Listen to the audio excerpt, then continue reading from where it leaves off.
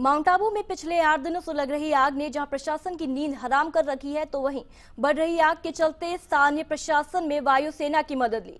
आग को बुझाने के लिए सेना के 2 हेलीकॉप्टर पूरे दिन माउंट आबू के आसमान पर मंडराते रहे।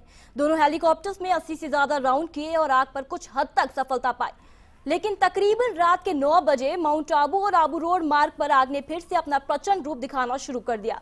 देखते ही देखते ये आग कई इलाकों में फैल गई। सड़क से गुजरने वाले वाहनों को भी परेशानी का सामना करना पड़ा। वहीं पूरे रास्ते पर धुएं का भारी गुबार देखने को मिला। कुछ देर तक माउंट आबू आबू रोड मार्ग पर प्रशासन को यातायात भी बंद करना पड़ा।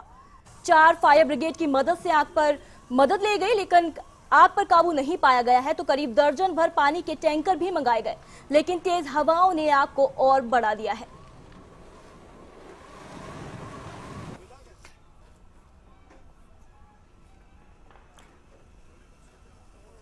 इस समय अपने टेलीविजन स्क्रीन पर आप ये तस्वीरें देख सकते हैं, जिस पर आप आग कितनी भयानक तौर पर यहां लगी है उसका अंदाजा लगा सकते हैं।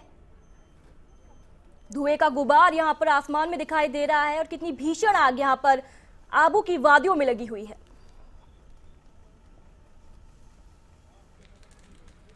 आग को बुझाने के लिए सेना के 2 हेलीकॉप्टर्स पूरे दिन माउंट आबू के आसमान पर मंडराते रहे।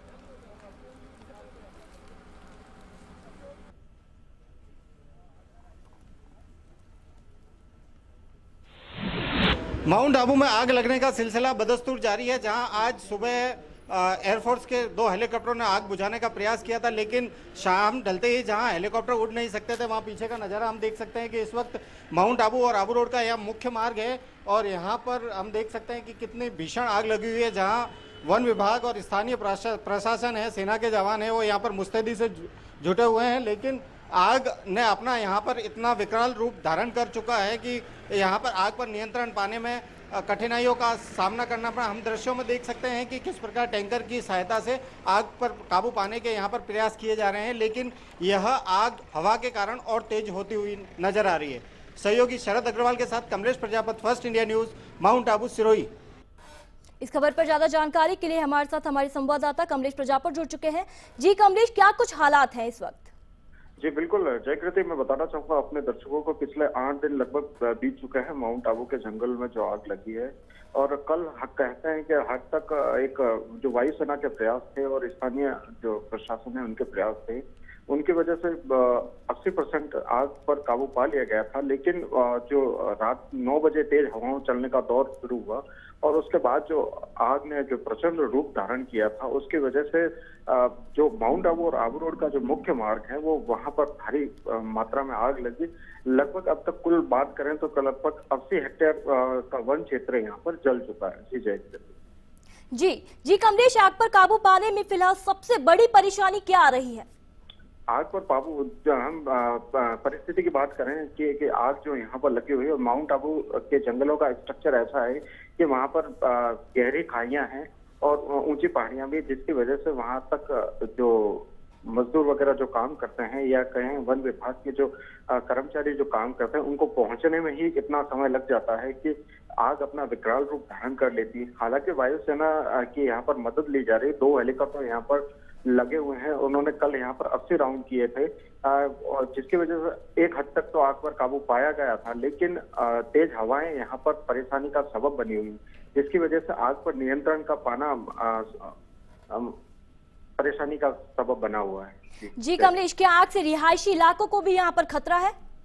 बिल्कुल, अभी कह सकते हैं कि अभी जो आग लगने का सिलसिला है माउंट आबू के चारों ओर है और माउंट आबू के बीच में, इन पहाड़ियों के बीच में बसा हुआ है। हालांकि वहां तक अभी आग नहीं पहुंची है, लेकिन हवा का यदि यही रुख हुआ तो ये हो सकता है कि आग शहरी इलाकों के नजदीक पहुंच भी जाए।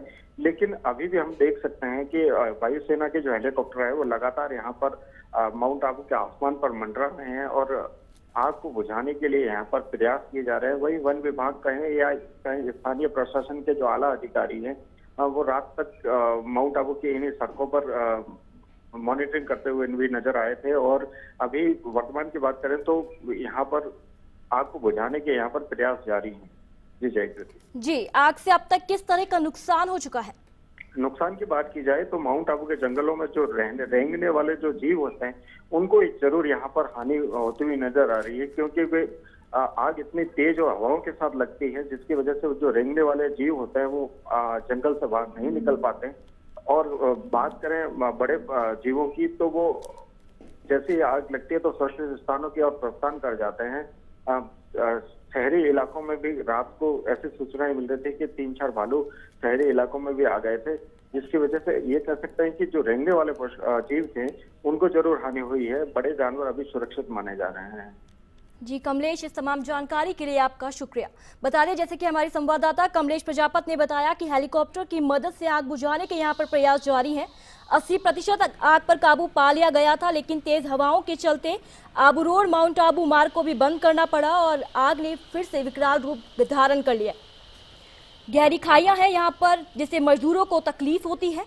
रिहायशी इलाकों को भी खतरा है, हालांकि आग वहां तक अभी तक नहीं पहुंची है। वहीं अगर नुकसान की बात की जाए तो रेंगने वाले जीवों को यहां पर नुकसान पहुंचा है।